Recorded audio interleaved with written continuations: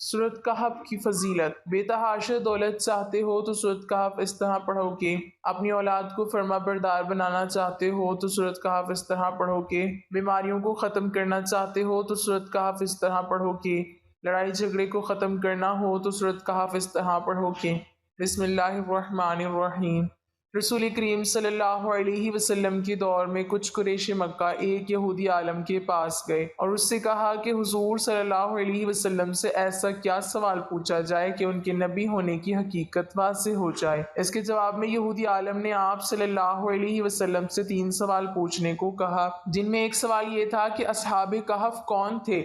لہٰذا اللہ پاک نے اپنے پیارے محبوب صلی اللہ علیہ وسلم کو اس کا جواب قرآن پاک کی سورۃ الکہف کے اندر مکمل وضاحت کے ساتھ بیان فرمایا۔ حضرت عیسیٰ علیہ السلام کا دور تھا جب اللہ تعالیٰ نے آپ علیہ السلام کو آج کے دور کے فلسطین کے علاقے میں اسلام کی تبلیغ کے لیے بھیجا۔ یہ علاقہ اس وقت رومن امپائر میں شمار ہوتا تھا۔ یہ بت پرست لوگ تھے۔ یہاں ایک یہودی بادشاہ کی حکمرانی تھی جو رومن حکومت کے ماتحت کام کر رہا تھا۔ جب حضرت عیسیٰ علیہ السلام نے تبلیغ شروع کی تو رومی لوگ آپ علیہ السلام کے مخالف ہو گئے اور آپ علیہ السلام کو گرفتار کر کے سولی پر لٹکانا چاہا، مگر اللہ کے حکم سے آپ علیہ السلام کو زندہ آسمان پہ اٹھا لیا گیا۔ اس واقعے کے کچھ عرصے بعد یہودی لوگوں نے رومی حکومت کے خلاف بغاوت کر دی، لہٰذا اس کے رد عمل میں انکا ہو کر ٹرٹس نامی رومی بادشاہ نے یروشلم اور فلسطین پر حملہ کر کے اسے بالکل تباہ کر دیا، حتیٰ کہ بیت المقدس کو بھی تباہ کر دیا۔ اسی دوران اس نے 1.5 لاکھ یہودیوں کو قتل کر دیا۔ جو بچے کچے یہودی یہاں رہ گئے تھے وہ جان بچا کر فلسطین سے نکل گئے، مگر جو حضرت عیسیٰ علیہ السلام کے ماننے والے اور ان کی تعلیمات کے پیروکار تھے صرف وہی فلسطین میں موجود رہ گئے جو کہ رومی تھا اور بت پرست تھا۔ لہٰذا اس کی حکومت میں موجود عیسائی لوگوں پر اس نے ظلم و ستم کرنا شروع کر دیے۔ ایک دن حضرت عیسیٰ علیہ السلام کے چند ماننے والے حواریوں کو اس نے اپنے دربار میں بلایا اور ان سے کہا، میں تمہیں چند دن کی مہلت دیتا ہوں، تم اپنے نئے دین یعنی عیسائیت سے باز آ جاؤ ورنہ میں تمہیں قتل کر دوں گا۔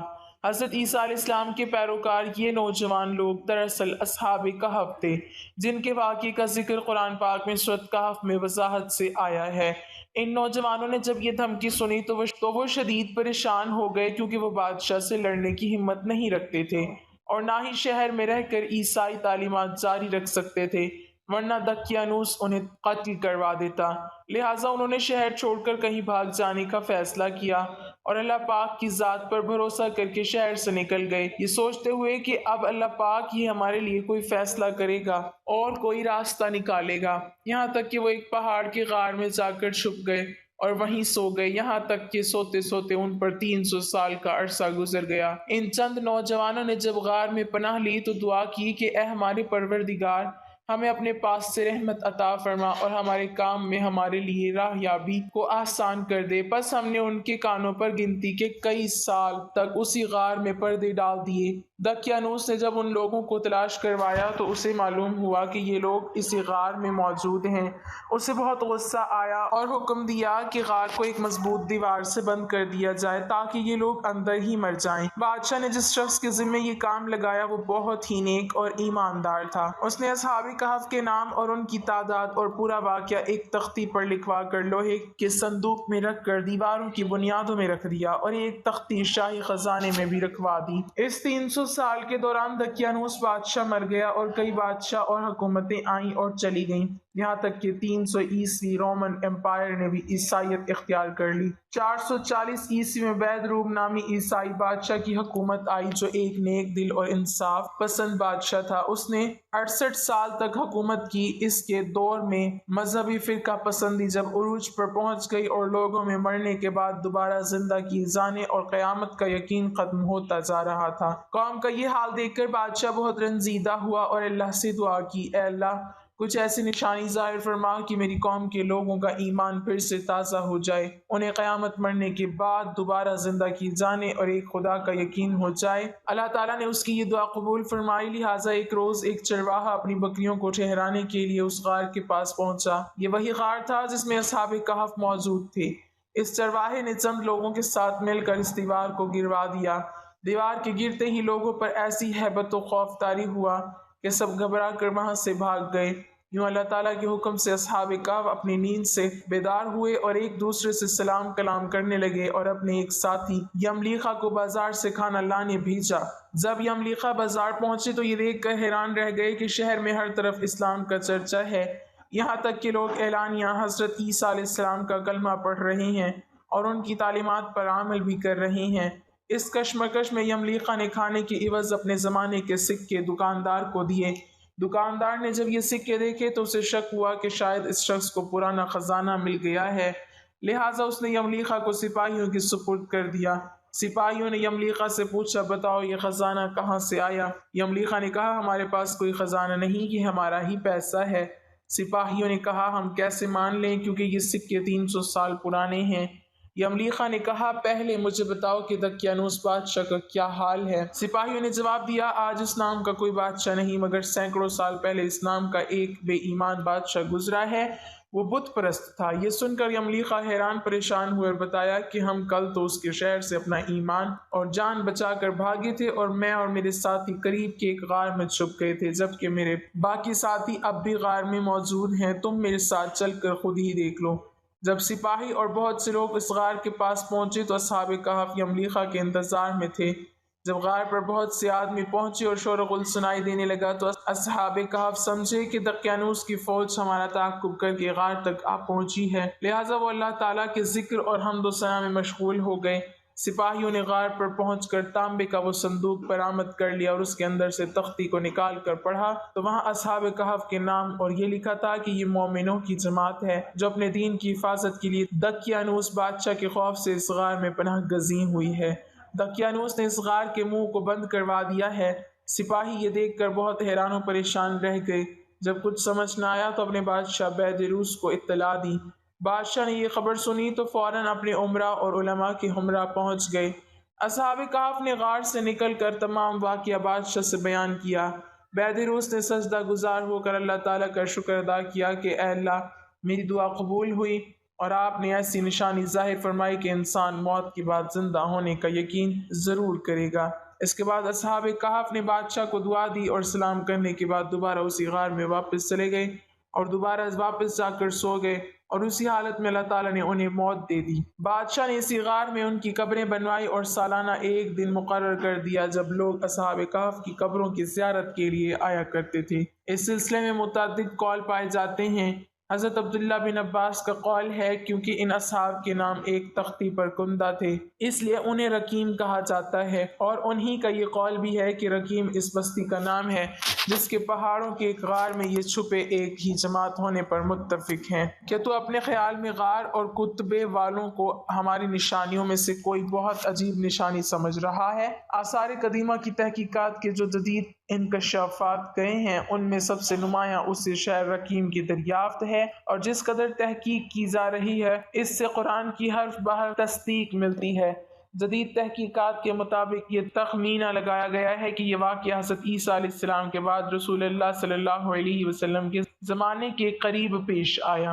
خلیج عقبہ سے شمال کی جانب بڑھتے ہوئے پہاڑوں کے دو متوازی سلسلے ملتے ہیں، ان میں سے ایک پہاڑ کی بلندی پر رقیم شہر آباد تھا۔ اس شہر کے عجیب و غریب غار قابل ذکر ہیں جو اس طرح واقع ہیں کہ دن کی دھوپ اور تپش ان تک پہنچتی ہے، اور ایک غار کے قریب قدیم عمارتوں کے آثار بھی پائے گئے ہیں۔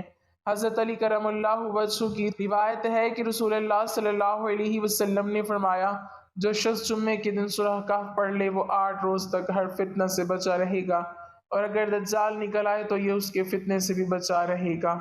مسند احمد میں ہے کہ رسول اللہ صلی اللہ علیہ وسلم نے فرمایا، جو شخص سورۃ کہف کی پہلی اور آخری آیتیں پڑھ لے اس کے لیے اس کی قوم سے سر تک ایک نور ہو جاتا ہے، اور جو پوری سورت پڑھ لے اس کے لیے زمین سے آسمان تک نور ہو جاتا ہے۔ شب جمعہ یعنی جمعے کی رات اور جمعے کے دن دونوں میں سورۃ کہف پڑھنے کے فضائل احادیث میں وارد ہوئے ہیں۔ بعض روایات میں صرف جمعے کی رات کا ذکر ہے اور بعض میں صرف جمعے کے دن کا ذکر ہے۔ شارحین حدیث نے لکھا ہے کہ ان تمام روایات روایت میں تطبیق کی صورت یہ ہے کہ جن روایت میں صرف رات کا ذکر ہے ان سے مراد رات اپنے دن سمیت ہے، اور جن روایت میں صرف دن کا ذکر ہے ان سے مراد دن اپنی گزشتہ رات سمیت ہے۔ حضرت ابو سعید خدری رضی اللہ تعالیٰ عنہ حضور اقدس صلی اللہ علیہ وسلم کا فرمان نقل کرتے ہیں کہ جس شخص نے سورہ کہف جمعے کی رات میں پڑھی اس کے لیے اس کی جگہ سے مکہ تک ایک نور روشن ہوگا۔ رسول اللہ صلی اللہ علیہ وسلم نے فرمایا کہ جس نے جمعے کے دن سورۃ الکہف پڑھی اس کے لیے 2 جمعوں کے درمیان نور روشن ہو جاتا ہے۔ یعنی رسول اللہ صلی اللہ علیہ وسلم نے فرمایا کہ جس شخص نے سورۃ کہف جمعے کے دن پڑھی اس کے لیے اس کی جگہ سے مکہ تک ایک نور روشن ہوگا۔ اللہ تعالیٰ نے اپنی قدرت سے ساری کائنات کو پیدا کیا اور ان میں سے بعض کو بعض پر فوقیت دی، ہفتے کے 7 دن بنائے اور جمعۃ المبارک کے دن کو دیگر ایام پر فوقیت دی۔ جمعے کے فضائل و اہمیت میں یہ بات خاص طور پر قابل ذکر ہے کہ ہفتے کے تمام ایام میں صرف جمعے کے نام سے یہ قرآن کریم میں صورت نازل ہوئی ہے۔ اسی طرح جمعۃ المبارک کے دن سورۃ الکہف پڑھنے کی بھی بڑی فضیلت وارد ہے، بلکہ مختلف احادیث میں اللہ کے رسول صلی اللہ علیہ وسلم نے جمعے کے دن اسے پڑھنے کی ترغیب دلائی ہے۔ اس حوالے سے ابن عمر رضی اللہ تعالیٰ عنہ سے روایت ہے کہ آپ صلی اللہ علیہ وسلم نے فرمایا جس نے جمعے کے دن سورۃ کہف پڑھی اس کے قدموں کے نیچے سے لے کر آسمان تک نور پیدا ہوتا ہے جو قیامت کے دن اس کے لیے روشن ہوگا، اور ان 2 جمعوں کے درمیان والے گناہ معاف کر دیے جاتے ہیں۔ ایک اور جگہ حضرت ابو سعید خدری سے مروی ہے، نبی کریم صلی اللہ علیہ وسلم نے ارشاد فرمایا جس نے جمعے کے دن سورۃ کہف پڑھی تو اس جمعے سے دوسرے جمعے تک اس کے لیے نور کو روشن کر دیا جاتا ہے۔ ان حدیثوں سے معلوم ہوتا ہے کہ سورۃ کہف کی جمعے کے دن کے ساتھ کوئی خاص مناسبت ہے جس کی وجہ سے اس دن میں اس کی تلاوت کی ترغیب دی گئی ہے۔ اس صورت کو جمعے کے دن غروب آفتاب سے پہلے کسی بھی وقت پڑھا جا سکتا ہے، یعنی اسے فوراً فجر کی نماز کے بعد یا جمعہ کی نماز سے پہلے پڑھنا ضروری نہیں، کیونکہ احادیث میں فی الیوم الجمعہ کا لفظ آیا ہے اور جمعے کا دن غروب آفتاب تک رہتا ہے۔ یہ صورت قرآن کریم کی عظیم صورت ہے جو 4 قصوں پر مشتمل ہے جن میں مسلمانوں کے لیے عبرت و نصیحت ہیں۔ غار والوں کا قصہ، 2 باغ والوں کا قصہ، موسیٰ اور خضر علیہ السلام کا قصہ، ذوالقرنین علیہ السلام کا قصہ۔ اللہ تعالیٰ نے اس صورت میں قصے کی شکل میں 4 قسم کے فتنوں کو بیان کیا ہے، ان سے حفاظت اور بچاؤ کا طریقہ بھی بتایا ہے۔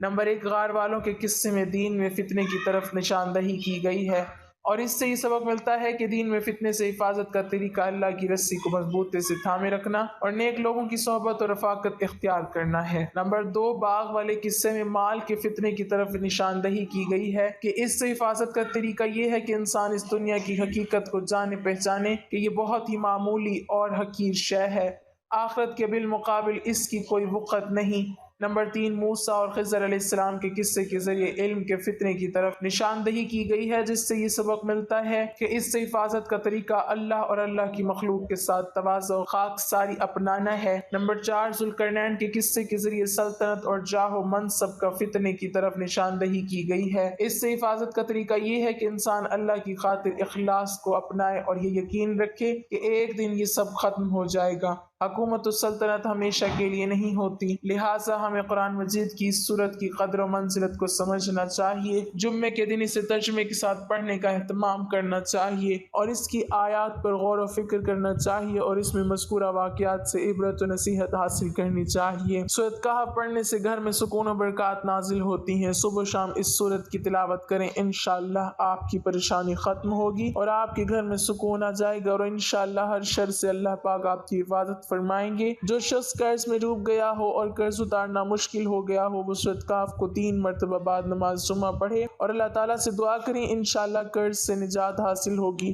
لیکن اس کو آپ نے صدق کے دل کے ساتھ کرنا ہے۔ انشاءاللہ اللہ پاک آپ کی دعا قبول فرمائے گا۔ اللہ پاک ہمیں ہر بیماری اور پریشانی سے محفوظ رکھے اور ہمیں ایمان کی دولت سے مالا مال کرے، آمین۔ ناظرین، کمنٹ باکس میں اللہ تعالیٰ کی 99 ناموں میں سے ایک نام ضرور ٹائپ کریں۔